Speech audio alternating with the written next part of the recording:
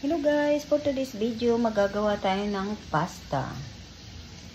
Siyempre, i-ready muna natin ang ating ingredients.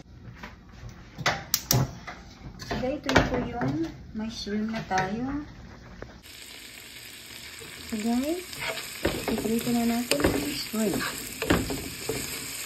Nigyan ko na ng kaunting chili para naman may kaunting sipa. Nilagyan ko na rin ng butter at olive oil. Ito yung olive oil. So guys, ilagyan na natin ng shrimp. Ng shrimp para magkaroon ng lasa. Okay na.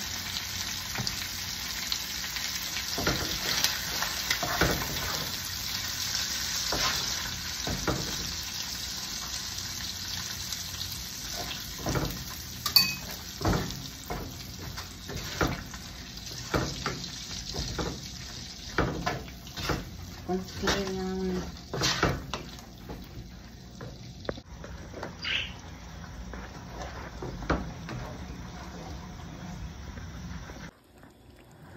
So guys, nilagyan ko na ng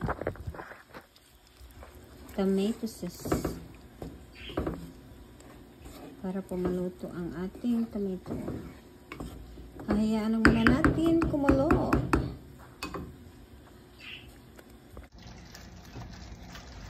So guys, i-add naman natin ang ating pasta penne. Ay, kamayan ko na.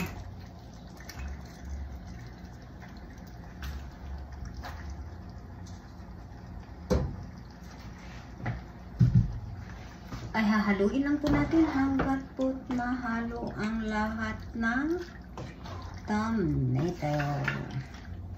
Sa paghahalo natin guys, mag-a-add lang po tayo ng ating cheese.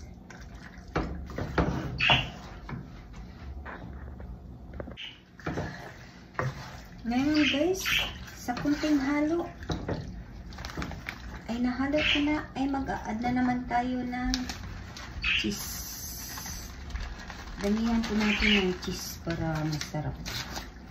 Halo-haluin lang po natin hanggang maluto.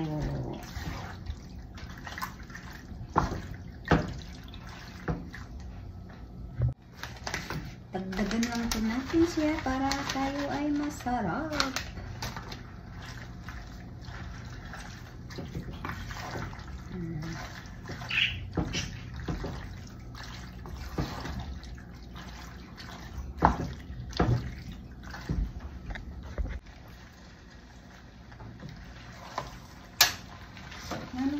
Ayan guys, is ready to serve na.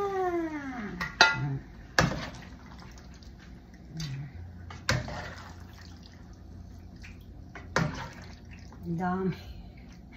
Dalawa lang kami pero ang dami.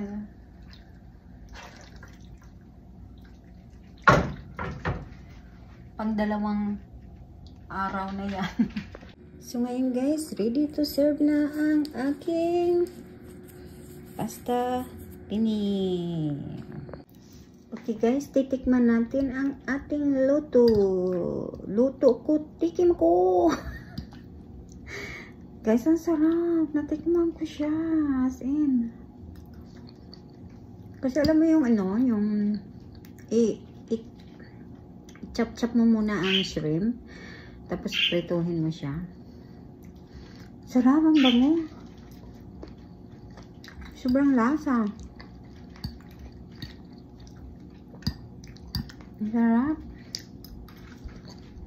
Nakakaali kainin. Sobrang sarap niya guys.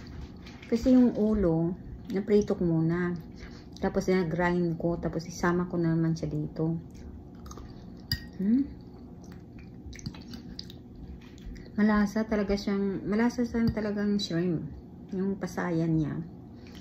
Talagang, ano, hindi kasi kami kumakain pag Friday ng meat. So, tuwing Friday, nagaganito ako ng pagkain namin walang meat. Kung hindi spaghetti, pasta, or pritong isda. Yan. Sige guys, thank you so much for watching. Please like and subscribe.